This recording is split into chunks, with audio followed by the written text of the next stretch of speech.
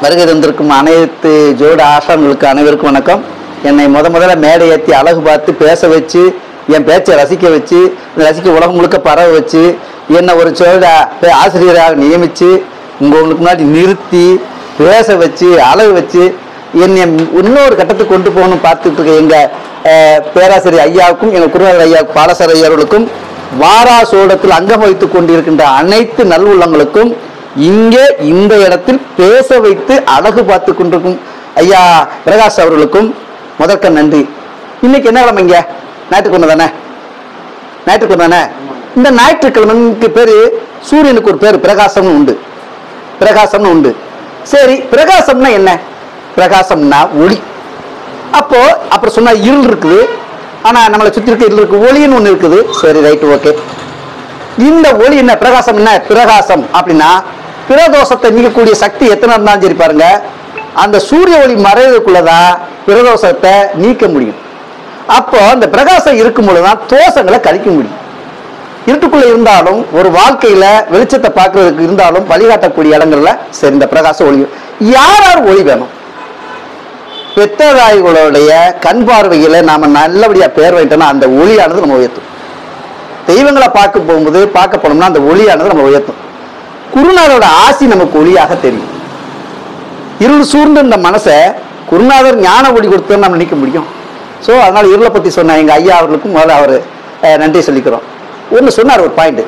நம்ம பேருக்கு அர்ச்சனை பண்ண போனோம்னா லக்கணத்தையா விட்டுருந்தேங்கனாரு. ஒரு சின்ன குறுஞ்செய்தி திட்டம் மட்டும் முடியக்கூடாது. நீ ஒரு முனிவர் ஒரு சிஷியன் போய் கேட்குறான், சாமி நான் கோயிலில் போய் அர்ச்சனை பண்ணோம்னா எனக்கு பிறந்தது நான் பிறந்ததில்ல சந்திரவதியில் பிறந்திருக்கிறேன், இருப்பு தசை, அது கடந்து இன்னொரு தசை எனக்கு டிராவல் ஆகுது, கடந்த திசையை நினைச்சு நான் அர்ச்சனை பண்ணவா, இப்ப ரன்னிங் என் கூடயே உலாவிக்கிட்டு இருக்க இந்த திசைக்கு திசை நாயனுக்கு இல்ல திசைக்கு நான் அர்ச்சனை பண்ணவா அப்படிங்கிறார். அவர் ஒண்ணுமே சொல்ல. சரி, இந்த தோட்டத்தை சுற்றி பார்த்துட்டு வா அப்படிங்கிற. நல்லா கேட்டுக்கோங்க சார், ஒரு ஒளிமயமான ஒரு பாயிண்ட். அதுக்கு தோட்டத்துக்குள்ள போவேன். அப்ப தோட்டத்தை சுற்றி பார்த்துட்டு வான்னு இருக்காரு. தோட்டத்தை சுற்றி பார்த்து வந்துக்கிறான். சரி, இந்தா என்னென்ன பார்த்த அப்படின்றாரு. சார், ஒரு செடி கருகி போய் கிடக்கு, ஒரு செடி கொப்பு இல்லாம கிடக்கு, ஒரு சொல்லி ஒரு என்னென்னமோ செடி ஒவ்வொரு டேமேஜ் ஒரு பாவம் இருக்கு. சரி, கொப்பு போயிருச்சுங்கிற, இது போயிருச்சுங்கிற, அது போயிருச்சுங்கிற. ரைட், இந்தா ஒரு உடம்பு தண்ணி தானே, நீ போய் ஊத்திட்டு வா. அவன் எல்லா இடத்துக்கும் போய் ஊத்திட்டு வந்துட்டான். குரு கேட்டார், ஏன்பா தண்ணி ஊத்துனியா? ஊத்துனேன். எங்க விட்டேனார்? வேர்ல விட்டேன்னா. ஏன்? கொப்பு ஒடிஞ்சிருந்துச்சே, கொப்புல விடலாம்ல. அது எப்படி சாமி? இலை ஊதுச்சு, இலையில விடலாம்ல. இல்ல, எதுவுமே விடலாம். ஏப்ப வேர்ல விட்ட? சாமி வேர்ல விட்டா சாமி எல்லாரும் சப்ளை ஆகும். அதான்டா நான் சொன்னேன். சந்திரன் பிறந்த திசை காலங்கள் எதுவாக இருந்தாலும் சரி, சந்திரனுடைய பேருக்கு நீ அர்ச்சனை பண்ணாதான் இங்க இருந்து சப்ளை ஆகும். அம்மாவோட வயிற்றுல இருந்து அம்மாவோட கையில இருந்து போகக்கூடிய சோறு எப்படி குழந்தைகளுக்கு அன்னமாகுதோ, சந்திரனுடைய பேருக்கு நீ அர்ச்சனை பண்ணாதாண்டா எல்லாருக்குமே சேரண்டா அப்படின்னு ஒரு பாயிண்ட். சரி, லக்கணத்துக்கு இருக்க உயிர் வாங்க, அந்த உயிர் அங்கலாய்ச்சிட்டு கிடக்குமே, பரத வச்சு கிடக்குமே, அதை கொண்டு போன சந்திரங்கிற தாய் வரும் இல்லையா, அதை அமைதிப்படுத்துறதுக்காகத்தான் கோயில் அர்ச்சனை பண்ணக்கூடியது. சந்திரனுடைய பிறந்த நட்சத்திரத்துக்கு பண்ணுங்க. பிறந்த நட்சத்திரத்துக்கு பின்னாலதான் மற்ற நட்சத்திரங்கள் டிராவல் ஆயிருக்கு. முதல்ல உனக்கு இந்த உலகத்தை கட்டினது யாரு? நட்சத்திரம் தானே. திசையெடுப்பு போட்டுச்சுல்ல, திசையெடுத்து பின்னாலதான் உங்களுக்கு எத்தனை வயசு வரைக்கும் வாழ்வ? இப்போ ஒரு திசை எடுத்துக்கோங்க, 60 வயசுக்கு பிறகு ஒரு திசை வரும்போது ஆயில நிர்ணயிக்கப்படுது. சூரியன் ஒப்படைச்சிருவாங்க. சனிவான் சூரியன் ஒப்படைப்பாரு. சூரியன் என்ன செய்வாரு? 60 வயசுக்கு மேலேயாச்சா, அந்த சூரியனோட பாவத்தை எப்ப பார்க்கணும்? 60 வயசுக்கு மேலே சூரியனை கையில இருக்கும், நம்ம கையில. அப்ப வயசு என்ன ஆகும்? இந்த மாதிரி இருக்கும். எப்படி இருக்கும்? அந்த குடும்பத்துல எங்க பேரு வாங்குவா, எங்க ரிப்பேர் ஆகும் அப்படின்னு சொல்லுவாங்க. சோ அதனால லக்கண பாத்திரம் குறைச்சி சொல்லல. அர்ச்சனை பண்ணா சந்திரனுடைய பாவத்தான் அர்ச்சனை பண்ண முடியுமே தவிர லக்கணத்தை பண்ண முடியாது. இதுதான் ஒரு கால சூட்சமம். ஏன்னா எந்த நீ திசையெடுப்புல பிறந்தையோ அந்த சந்திரன் வரக்கூடிய திசைகளுக்கு எல்லாமே ஒரு ஆறுதலான விஷயத்தை கொடுப்பாரு. ஏன்னால் 27 நட்சத்திரத்துக்கும் அந்த வீடுகளுக்கும் சந்திரன் பகை இல்லை. உண்மைங்களா இல்லையா சார்? ஆமா, அவர் பொதுவாக. ஆனா நம்ம ஒண்ணு பகை வீடு பார்க்கிறவங்க நீசம் வேணா சொல்லிக்கிடுவோம், ஆனா பகை இல்லை. அதனால பகை இல்லாத ஒரு உறவை கொண்டு போய் வச்சதுனாலதான் அங்க அர்ச்சனை பண்றதுக்கு இந்த இடம் கொடுத்தாங்க.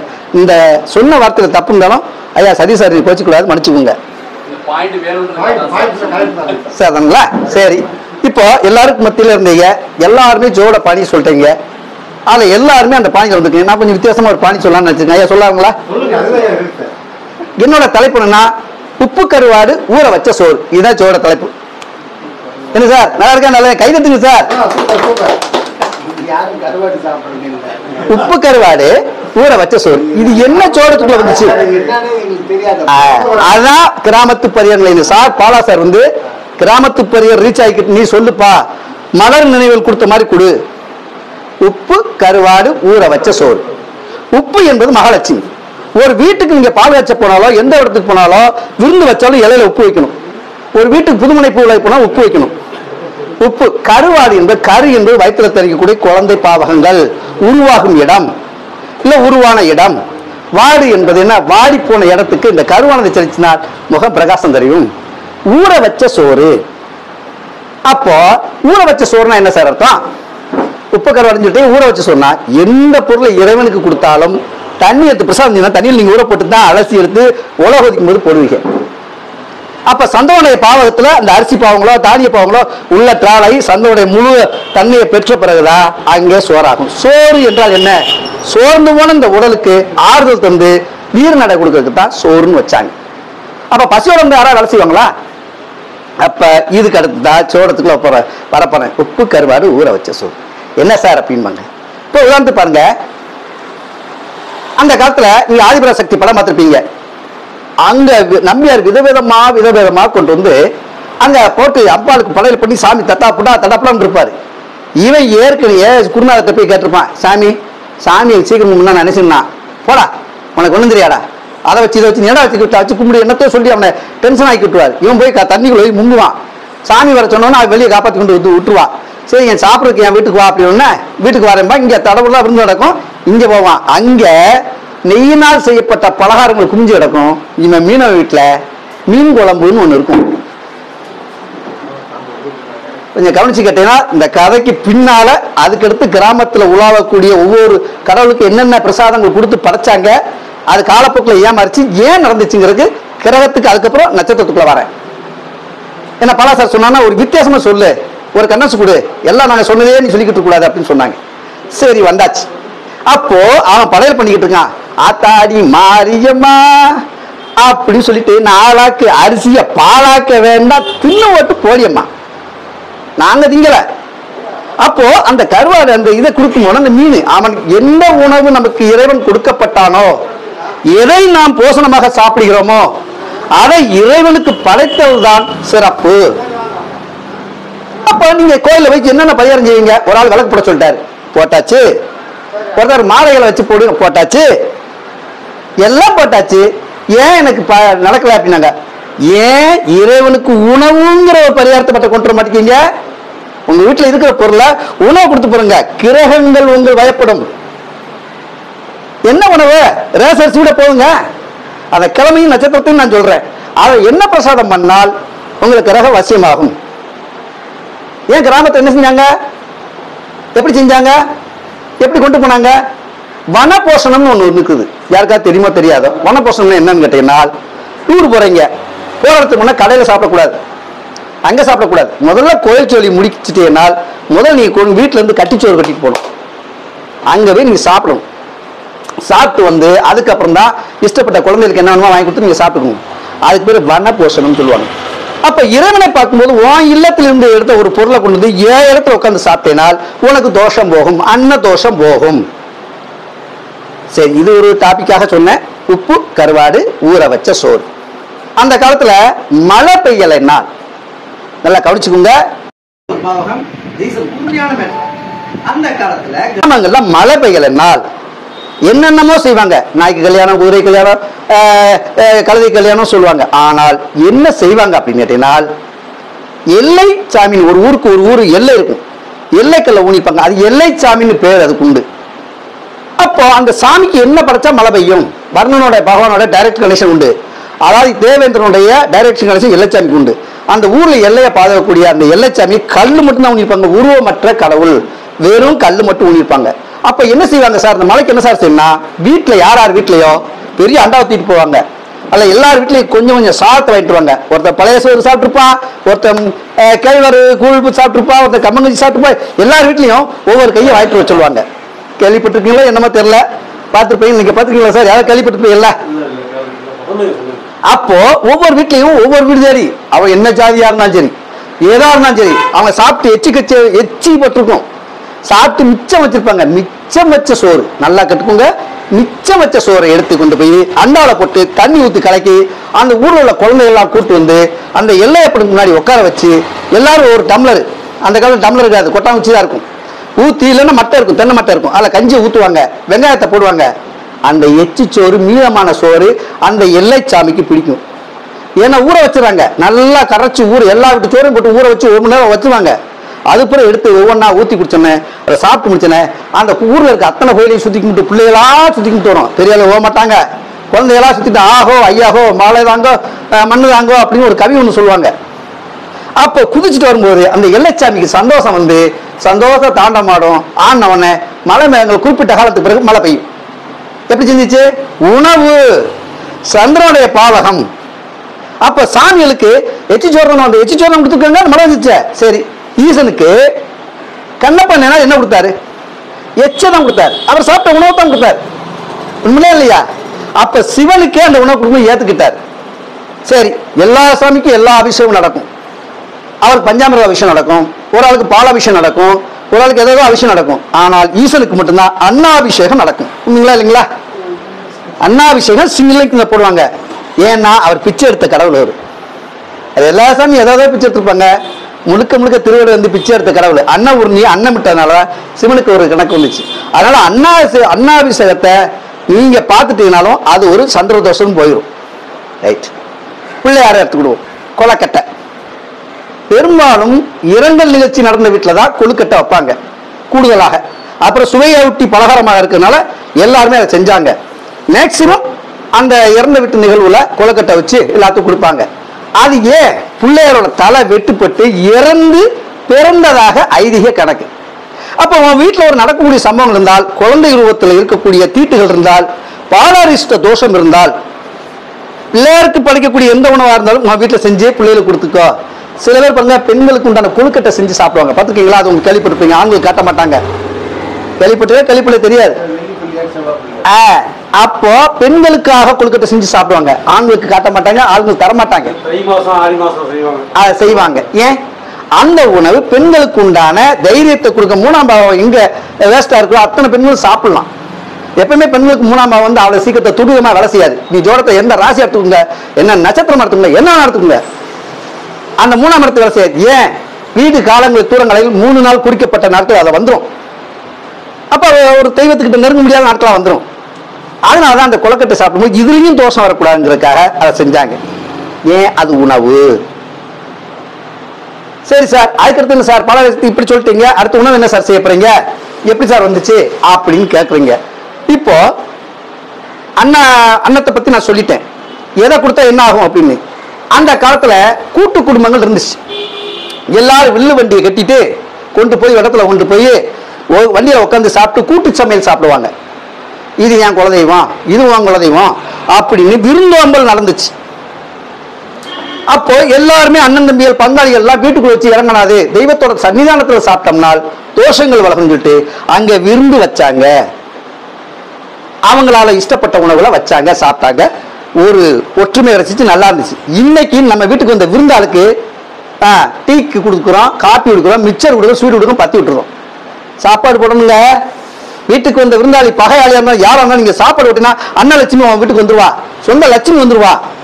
6ஆம் இடத்து பாவகம் என்ன வேலை? அடிவயிறு பாவகம். என்ன சாப்பிட்டாலும் இங்க வரும். இங்கதான் கரு ஜனிக்கும், மனசு நிறையும், வயிறு நிறையும், எல்லாம் நிறையும். இதுல வந்து 6ஆம் பாவத்து பாவகம் நம்ம நிமிர்ந்துச்சுன்னா ஏன் குழந்தை பையன் தள்ளி போகுது? அப்போ அன்னம் இடத்துல வந்து அனைத்து தோஷத்தையும் போக்கும். ஏன்?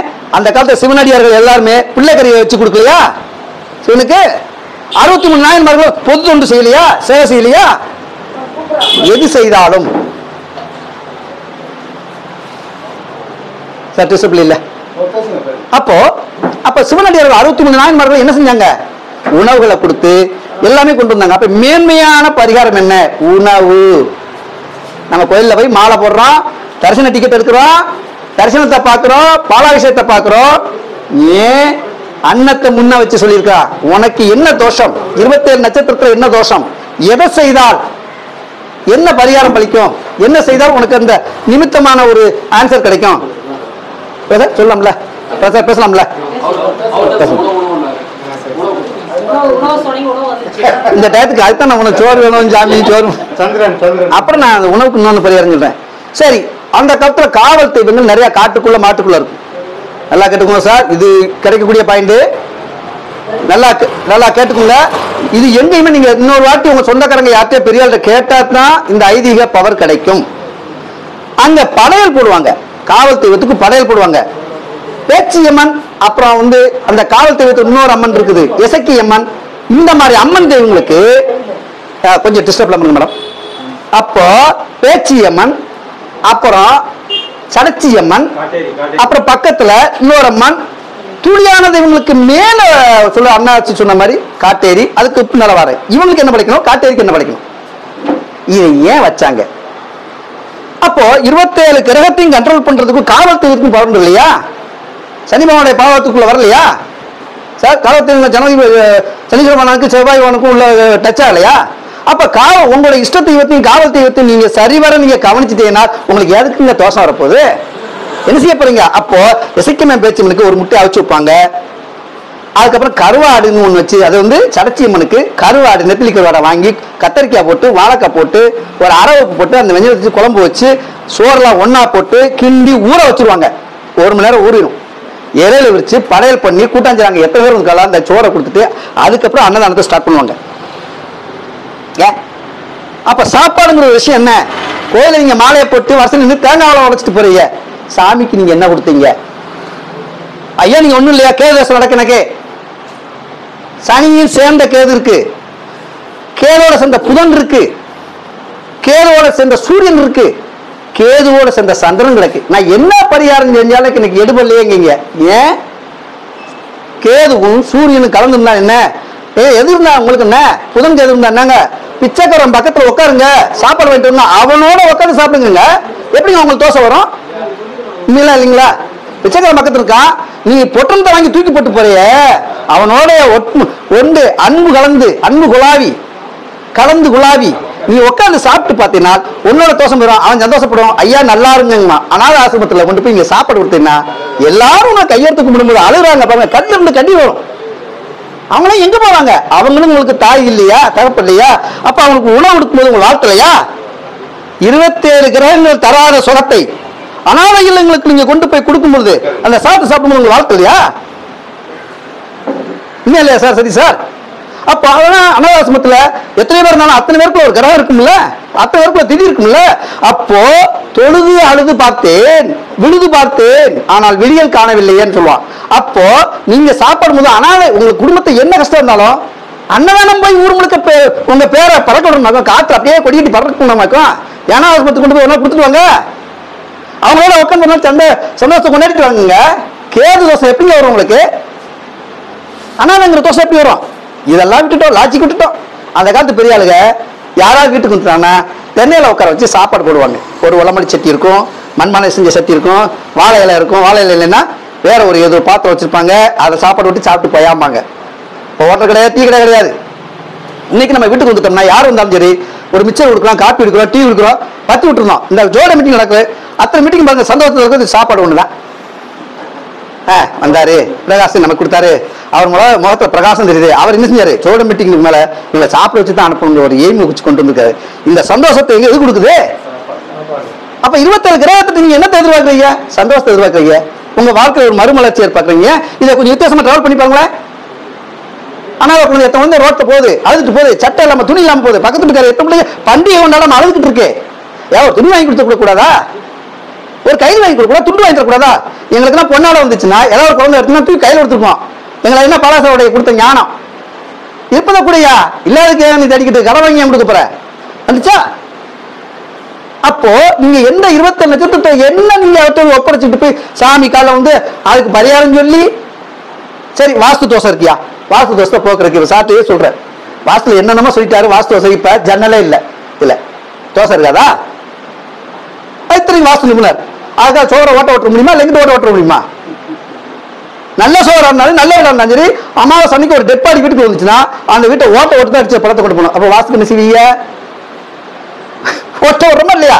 பிரதம தீதியில அமாவாசை இறந்துட்டாங்கன்னா ஒரு பிரேத வீட்டுக்குள்ள இருந்துச்சுன்னா கவனிப்பாரத்துக்கு இருந்துச்சுன்னா அந்த பிரேதத்தை கொண்டு போய் வாசல் வழியா அடைச்சு இல்ல வேற ஒரு மாற்று சோறுல ஓட்ட இந்த பிரேதத்தை ஓட்ட வழியை கூட்டு போகணும். அப்ப வாஸ்து டேமேஜ் ஆலையா? ஜன்னலையில வாஸ்து இல்லையா? இதுக்கு என்ன? இந்த நீ சாப்பிட போறோம் இந்த இடத்துல சாப்பிடும்போது இங்க இருக்கிற வாஸ்து தோஷம் போயிடும். அன்னத்துக்கு அவ்வளவு அர்த்தம். சந்திரனுக்கு கொடுத்தாங்க, அத சூரியன் அச்சய பத்திரத்தை கொடுத்தான். யாரு கொடுத்தாரு? பஞ்சமாண்டவர் கொடுத்தாரு. அப்புறம் மணிமேகலைக்கு டிராவல் ஆச்சு அச்சய பத்திரம். நம்ம வீட்டுல அச்சய பத்திரம் இருக்குது, ஆனா குப்பை தொட்டில போட்டுக்கிட்டு இருக்கோம். சரி, இந்த ஊற வச்ச சோறு குறைய சொல்லிடுவோம். இப்போ இந்த சாப்பாடு இருந்துச்சு. இப்போ வீட்டுல எல்லாருக்கும் பாருங்க, அந்த காலத்துல வெயில் காலங்கள்ல அம்மன் நோய் வரும். அம்மன் நோய், அக்கி வெக்கி என்னென்னமோ நோய் வரும். அப்ப அந்த கோயில் உலகத்துக்குள்ள நீங்க எப்படி போவாங்க? போக முடியாது. எந்த மாசம் டிராவல் ஆகும்? இது எப்படி வந்துச்சுன்னு ஒரு சின்ன கதை சொல்லிடுறேன், கேட்டுக்கோங்க மாமா. கொஞ்சம் 1 நிமிஷம் கேட்டுக்கோ, உங்களுக்காக அந்த பாயிண்ட். எப்படி டிராவல் ஆச்சு? ஏன் அம்மன் நோய் வந்துச்சு? சுக்கிரன் வந்து மந்திரத்தை கத்துக்கிட்டாரு. சுக்கிரபகவான் வந்து ஒரு மந்திரத்தை கத்துக்கிட்டாரு. அப்ப எல்லாத்தையும் கேட்கிறாரு. ஒருத்தரும் அவரை புகழ்ந்து தந்துட்டாங்க. அம்மாட்ட போறாரு, அம்மா புகழ மாட்டேங்கிறா. என்ன நீ வணங்கணும், அப்படி வணங்கினாத்தான் நான் அந்த அரிய கலையை நான் மக்களுக்கு பயன்படுத்துவேன் அப்படின்னா அம்மா சொல்ல மாட்டேன்ருச்சு. உனக்கு மரியாதை கொடுக்க மாட்டேன்னா சுக்கிரவான் கோவம் வந்து எல்லாருக்கும் நோயை கொடுத்தாரு. சுக்கிரன் கொடுக்கக்கூடிய நோயெல்லாம் எல்லாத்துக்கும் தெரியும். அதுல இந்த ஹீட் ஒண்ணு. பரணியில் சூரியன் வரும் பொழுது சித்திரை மாசத்துல வெக்க நோய்கள் நிறைய கிளம்பும். அதே மாதிரி சுக்கிரன் உச்சமான மீனத்துல வரும் பொழுது நோய்கள் உருவாகும். மாசிலே ஸ்டார்ட் ஆயிருக்கு சார். மாசி, பங்குனி, சித்திரை, வைகாசி, ஆனி, ஆடி. நல்லா கொடுங்க. ஆனி மாசம் வந்து 20 முடிஞ்சிடும். ஆடியை ஏன் சேர்க்கல வச்சுருங்க. அம்மனுக்கு ஏன் கூழ் ஊத்துறோம்? யாருக்கும் தெரியும்ல? அம்மன் கூழ் ஊத்துறோம் அந்த நேரத்துக்கு அது கிடையாது. அம்மனுக்கு கூழ் ஊத்தும் போது சில பேர் கருவாடு எடுத்துப்பாங்க, பாத்துக்கீங்களா? சில இடத்துல வெங்காயம் போட்டிருப்பாங்க, சில ஒரு சாதத்தை அள்ளி போட்டுப்பாங்க, உப்பு போடாத அன்னக்கூழ் கொடுப்பாங்க. ஏதோ ஒரு வகையில கூழ் டிராவல் ஆகும். அப்ப மீனவர்களுக்கு இடத்துல கருவாடை வச்சு கொடுப்பாங்க. சோ இப்ப இந்த இடத்துல அந்த நோய்களை குணப்படுத்துறதுக்கு வேப்பலைய அந்த கூழ்ல போட்டு தோரணமா கெட்டி கீழே கெட்டி இல்ல 2 வேப்பலையை சாத்திரத்துக்குள்ள போட்டு அந்த கூழை கொடுத்தோன்னே அந்த உடம்புல இருக்கிறது போயிடும். சரி, அக்கி நோய் வெக்க நோய்னு வரும்போது அவிட்ட நட்சத்திரத்துக்கு உண்டான செம்மண், செங்காவி மண் எடுத்து மேல எடுத்து இந்த கூழும் பண்ணும்போது அதை பூசி மயில் இருக்குல்லையோ தேங்காய் நார்லையோ தான் முக்கிய கைட்ட போக்கு ஊடும் பண்ணக்கூடாது. தேங்காய் நாரை பிரஸ் மாதிரி எடுத்து தடை விட்டாச்சுன்னா அது வெக்க நோய் போயிருது. எது செஞ்சாலும் அந்த கூழ் சாப்பிட்டாச்சுன்னா அந்த வெக்க நோய் போயிடும். சந்திரன் கெட்டு போயிருந்தால் எது கெட்டு போயிருந்தாலும் சரி, வருஷம் நின்று கூடு குடிச்சுட்டாலும் சரிக்கா, அம்மாவோட பகை அம்மாவோட சாபத்துக்கு ஆளாயிட்டான்னு வச்சுங்க. அந்த ஆடி மாசம் 18ஆம் இருக்கு 30 நாள்ல கூடு கொண்டு போய் குடிச்சுட்டு வந்தோம்னு தாயோட சாபம் கூட நீங்க இருக்கு. அந்த பராசக்தி அருள் செய்யலாம். கூழ் ஊத்துற கதைக்கு நிறைய இருக்கு, விஷயங்கள் நிறைய இருக்கு, சொல்லலாம். ஏன் கூழ் ஊத்துனாங்க சார்? நான் ஒரு நிமிஷம் தான் இருக்கு, மைண்ட் ஒப்படைச்சிருவேன். நம்ம இடத்துல புதுமையா கதை சொல்லணும் இல்லையா? நம்ம இடத்துல புதுமையா ஒரு மேட்டர் சொல்லணும் இல்லையா? அதுக்காக அப்போ அந்த கூழ் ஏன் ஆடி மாசம் ஊத்துறோம்? அந்த நிறைவு செய்யறோம். அப்போ கருவாடு கிடைச்சிச்சா, உப்பு கருவாடு ஊற வச்ச சோறு, இதுவே நமக்கு வருது. ஒரு பிச்சைக்காரன் பிச்சைக்கார வரான். அந்த காலத்துல பிச்சைக்காரனுக்கு நீங்க சுடு சோறா போட்டீங்க, பிரியாணியா போட்டீங்க, கறிக்குழம்பு போட்டீங்க. உங்கள்கிட்ட யாசம் போகும்போது என்ன கேட்கான்? அம்மா தாயே. சுலோகத்தை என்ன சொல்லுவாங்க? தாயே பிச்சாந்தேகி, தாயே பிச்சாந்தேகி பவ அப்படிமா. அன்னமிடு தாயே அன்னமிடு அப்படின்னு கேட்பான். அப்ப சோறு போடுவாங்க. என்ன சோறு போடுவீங்க? நீங்க சாப்பிட்டு மிச்சம் வச்சு வேண்டான்னு வேண்டாம் போடக்கூடிய சோறை வாங்கிட்டு போனா நீங்க சோறு போட்டீங்க, நீங்க நல்லா இருந்தீங்க. இப்ப நீங்க சோறு போட்ட கூட பிச்சைக்காரன் தூக்கி மேல எரிஞ்சிட்டு போயிடுவான். ஏன்னா உங்க சமையல உங்களால திங்க முடியல, நாத்தம் எடுத்து போயிருது. அந்த பழைய சோறை வாங்கி அவன் சாப்பிட்டுக்குவான். அது என்ன சோறுனாங்கன்னா பலவித சோறுகள் ஒன்னா இருக்கும், சாப்பிடுவான். இது சரஸ்வதி சபதத்துல லாஸ்ட் ஒரு சீன் சொல்ல வரேன். அந்த அன்னம் வாங்கி பிச்சை எடுத்தவங்களுடைய கணக்கில் எப்ப கேது தசை முடியும் காலங்களுக்கு பிறகு, கேதுக்கு அடுத்த தசை என்ன தசைங்க? கேது தசைக்கு அடுத்தது என்னது? இருங்க, சுக்கிர தசை கரெக்ட் தானே? சரி, சுக்கிரன் என்ன கொடுப்பாரு? மறுமலர்ச்சியை கொடுப்பார். மறுமலர்ச்சியை கொடுப்பார். அவனுக்கு அந்த தசை நல்லா இருக்க நல்லா இல்லைங்க அடுத்த கட்டம் நம்ம ஆய்வுக்குள்ள வருவோம். மறுமலர்ச்சியை கொடுப்பார். அப்ப என்ன செய்வார் அப்படின்னா, சரஸ்வதி சபதத்துல என்ன செய்யறாங்க? அவ பிச்சை எடுத்துட்டான். பிச்சை எடுத்துட்டு போனோடனே அவன் எங்கேயோ ஓரமா உட்காந்துருப்பா. யானையை கையில மாலையை கொடுத்துடுவார். யானையோட பாவம் குருவோட பாவம், யானையோட பாவம் குருவோட பாவம். அந்த காலத்துல ஒரு ராஜாவுக்கு குழந்தை இல்ல, பிள்ளை இல்ல, புத்திர தோஷம் இருக்குன்னா, புத்திர தோஷம் நல்லா கவனிச்சுக்கோங்க, நான் அதை சொல்ல வந்ததான் டாபிக். அந்த புத்திர சோகத்துக்கு நீக்கிறதுக்காக எந்த பாராபட்சம் பார்க்காம என்ன ஜாதி இருந்தாலும் என்ன குழந்தை இருந்தாலும் யானைகளை தும்பிக்கையில மாலையை கொடுத்து விட்டுட்டு அதை போட சொன்னா, அது யார் கழுத்துல போடுதோ அவங்க அந்த நாட்டுக்கு பெண்ணா இருந்தாலும் ஆனா இருந்தாலும் சரி, கூடாநஞ்சு அவங்க நாட்டுக்கு ராஜா கொண்டு வந்து வச்சாச்சு. அதே யானை, பட்டத்து யானை, ஒரு யாராவது தவறு செய்தால் அந்த ராஜாவை சொன்னாலும் யானை காலை வச்சு தலையை மிதிக்க வச்சு மரண தண்டனை கொடுப்பாங்க. கேள்விப்பட்டிருக்கீங்களா? இதுதான் லாஜிக். ஸோ அவன் வந்து பிச்சை எடுத்து வரும்போது, தாய் இந்த பிச்சையில வளர்ந்தனமான்னு சொல்லிட்டு பாட்டு பிடிச்சிட்டு அந்த பிச்சை வாங்கிட்டு வரும்போது, அந்த பிச்சை எடுத்து தசை காலங்கள் முடியும் பொழுது ஆட்டோமேட்டிக்கா வந்து, நீங்க என்ன சொல்றீங்க, என் வீட்டுல சோத்துக்குள்ள கஞ்சிக்கலன்னு நம்ம சொல்லக்கூடிய ஜாதகர் நிறைய வந்தாருன்னா சொல்லக்கூடிய 2 விஷயத்தை பிடிச்சி சொல்லுங்க. அடுத்து லட்சுமி பாகம் வரப்போகுதுன்னு சொல்லுங்க. நீ லட்சுமியாவ சீதேவியாவன்னு சொல்லுங்க. 6ஆம் இடத்தையும் 8ஆம் இடத்தையும் 12ஆம் இடத்தையும் நீங்க ஏன் பாவியால ஆக்குறீங்க? ஏன் மத்த எல்லா 12 கட்டத்துல ஏதோ ஒரு கட்டம் பிளஸ் மைனஸ் இருக்கும், அந்த கட்டத்தை வச்சு ஆளை எழுப்பிடுங்க. 3ஆம் கட்டத்தை எழுப்பிடுங்க. 3ஆம் கட்டம் பெஸ்ட் சார். 2வது இடம் லக்கணத்துக்கு 2ஆம் இடத்து பாவத்தை இயக்குங்க. 2ஆம் இந்த 12 கட்டத்துல 2ஆம் இடம் நல்லா இருந்தா 12 கட்டத்தை ஜெயிச்சுட்டு போயிருங்க. தனம் வாக்கு குடும்பம், குடும்பத்துல ஊர் சுத்தி தான் அலைவான், குடும்பத்துக்கு வரமாட்டான்ல. 12 கட்டத்துல 2ஆம் இடத்தை தவிர மத்த எல்லா இடம் நல்லா இருந்தா அவன் வாழ்க்கை என்ன பிரச்சனை? ஊருக்காக பிள்ளை உலகத்தை இருக்கு. 5ஆம் இடத்துல குரு இருந்தா அந்த பிள்ளை சீக்கிரத்துல நல்ல பேர் வாங்கிடுமா, இல்ல வீட்டுக்கு நல்ல பிள்ளை ஆயிருமா? ஊருக்கு இந்த பிள்ளை ஊருக்கு எப்படி ஊருக்கு உழைப்பு போன மாதிரி ஆயிரும், இல்ல ஊருக்கு உபதேசி ஆயிருவான். 5ஆம் இடத்துல எந்த கிரகத்தவனும் எடுத்துக்கணும் சார். அவ்வளவு சீக்கிரத்துல நல்ல பேர் வாங்கிட்டு வந்துடாது. கெட்ட பேரை வாங்கி கொடுத்துதான் நல்ல பிள்ளை ஆகும். எந்த கிரகம் எடுத்து பார்த்துங்க.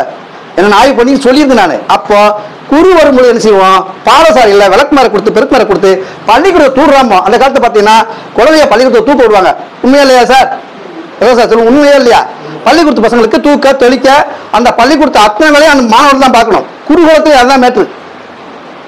அப்ப 5ஆம் கிட்ட பள்ளிக்கூடத்துக்கு பிள்ளைகளை ஏதாவது டெஸ்ட் அந்த போட தொடரலாம், நம்ம பிள்ளைக்கு நம்ம கோச்சிங் கொடுக்கணும். சரி, 5ஆம் இடத்துல சூரியன் இருந்தால் பிள்ளை தகப்பனுக்கும் பிள்ளைக்கு ஆகுமா ஆகாதுன்னு சொல்லிடலாம். ரொம்ப சிம்பிள் தான்.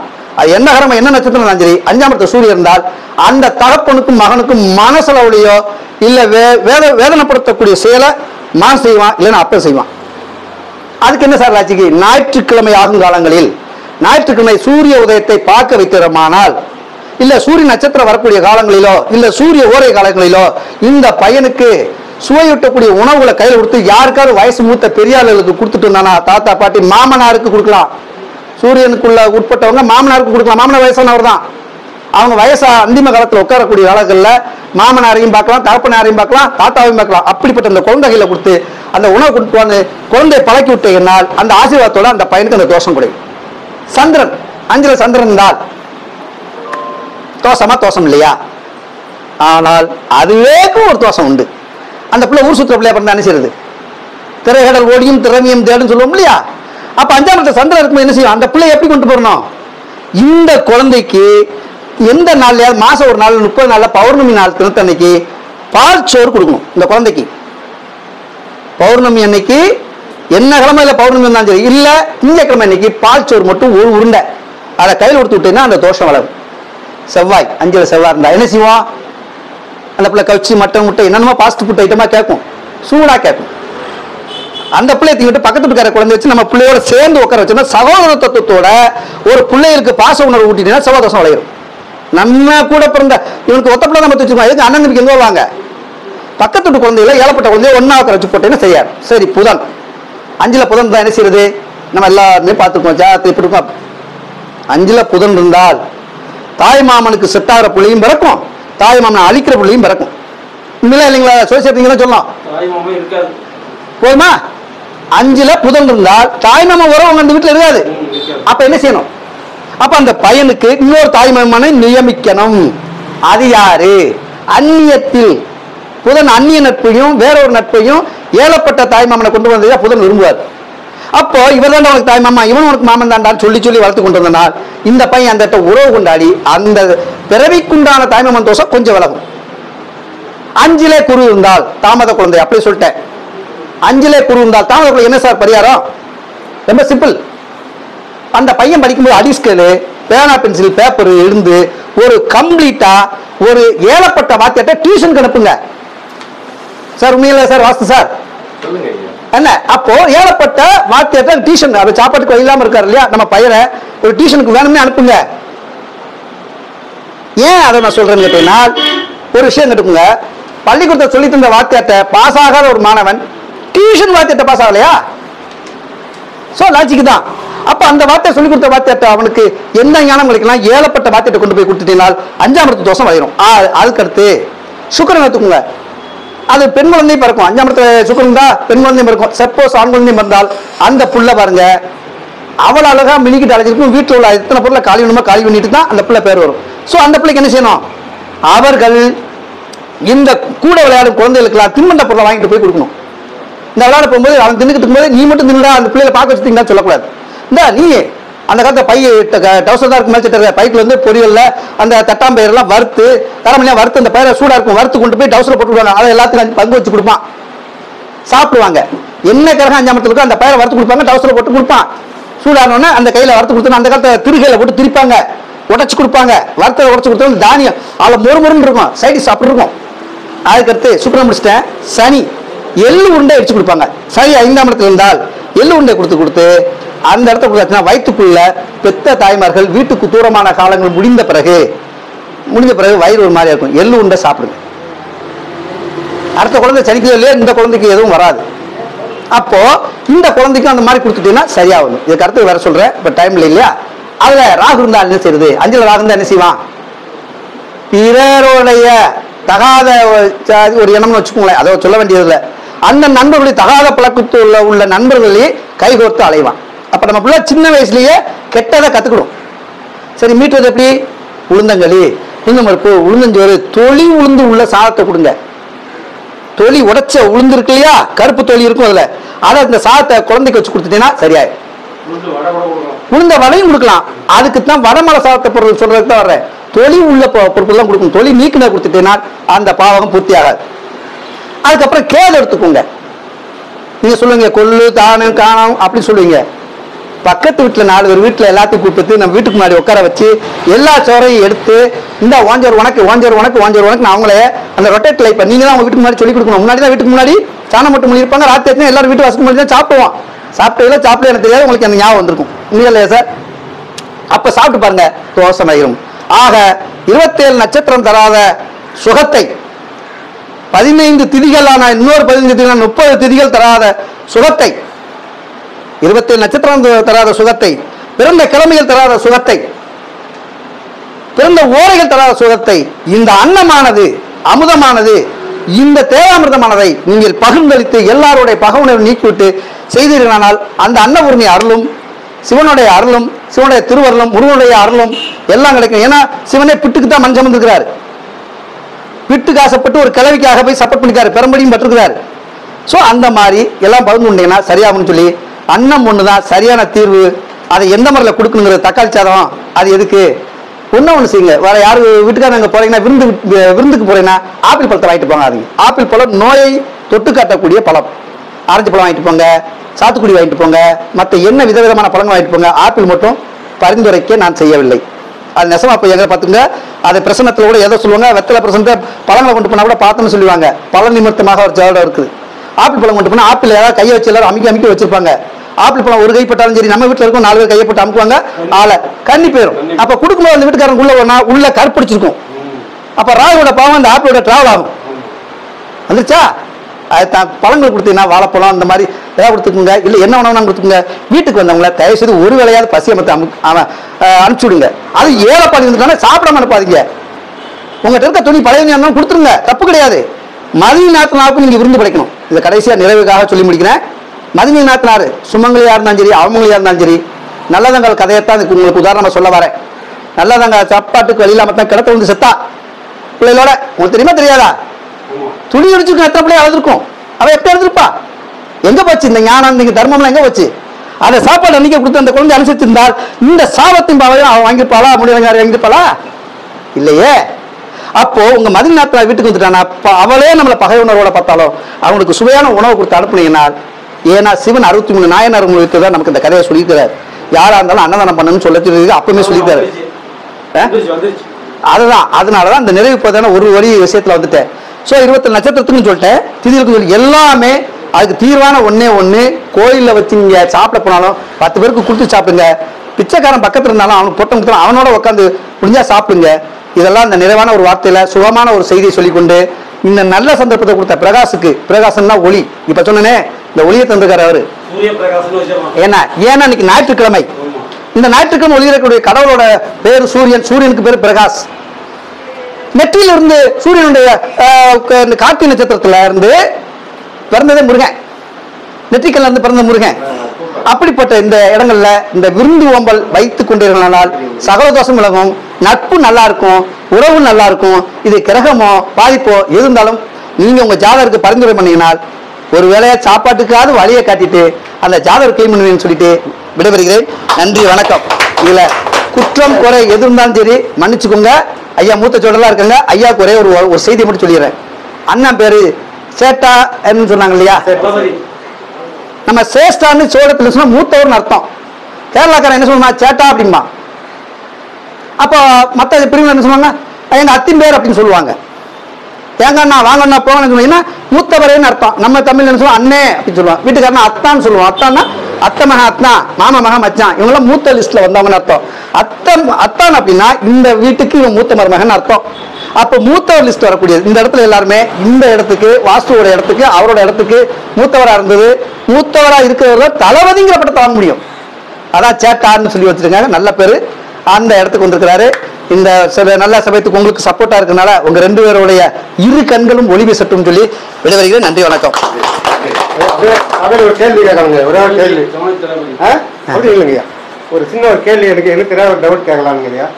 இப்போ சமீபத்தில் ஒரு சம்பவம் நடந்தது. அதாவது கிருஷ்ணகிரியில் வெக்காளியம்மன் கோயில் ஒன்று கட்டினாங்க. கட்டி கும்பாபிஷேகம் பண்ணாங்க, பெரிய கோயில்.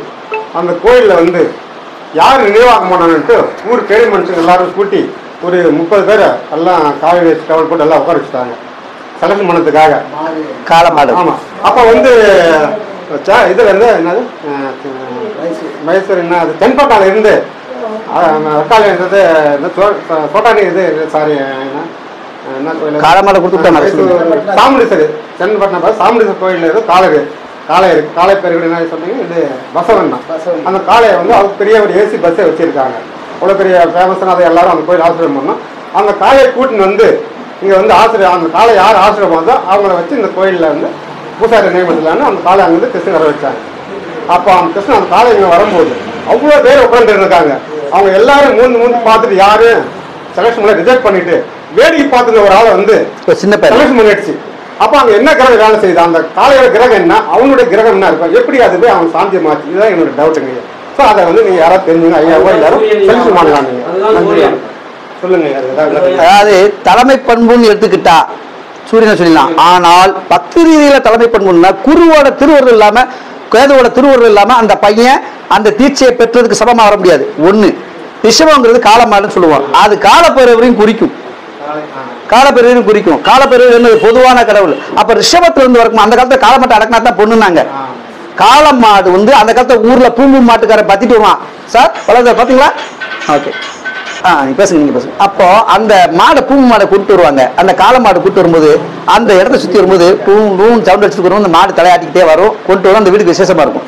சோ இந்த பையன் அந்த ஐதீகத்தில் இருக்கும்போது குரு, அதுக்கப்புறம் வந்து கேதுவோட ஞானம் இருக்கணும். இந்த ஞானத்தின் தீட்சமாக அங்கே சுக்கிர பகவானவர் இருந்திருக்கணும்.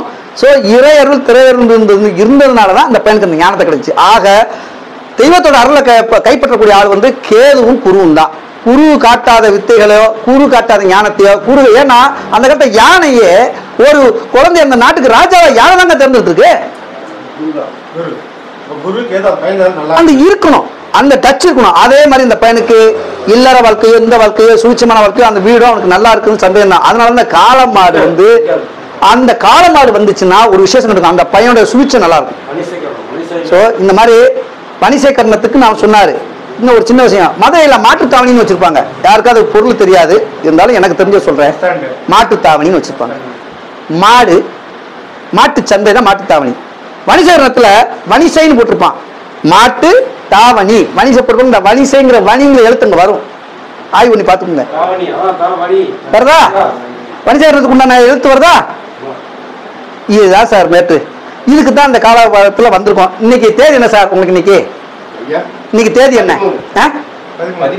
சரி, 13 வச்சுக்கோங்க. 13/4 கேந்திர பாவத்தை போட்டுக்கோங்க. அடுத்து இந்த மாசம் இங்கிலீஷ் மாசத்துக்கு எத்தனாம் மாசம்? 7 கிழமை வச்சுக்கோங்க. 2025 அதை கூட்டுங்க. 9 நவக்கிரகம் வந்துருச்சா? புரிஞ்சு வச்சு அதான் மேட்டு. நன்றி.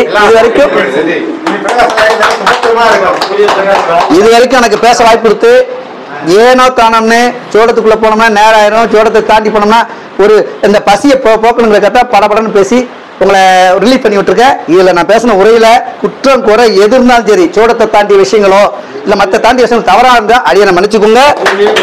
நன்றி வணக்கம். இந்த பெருமை வெற்றியெல்லாம் எங்க பாலா சாருக்கு தான், எனக்கு இல்ல. நன்றி வாழ்த்து.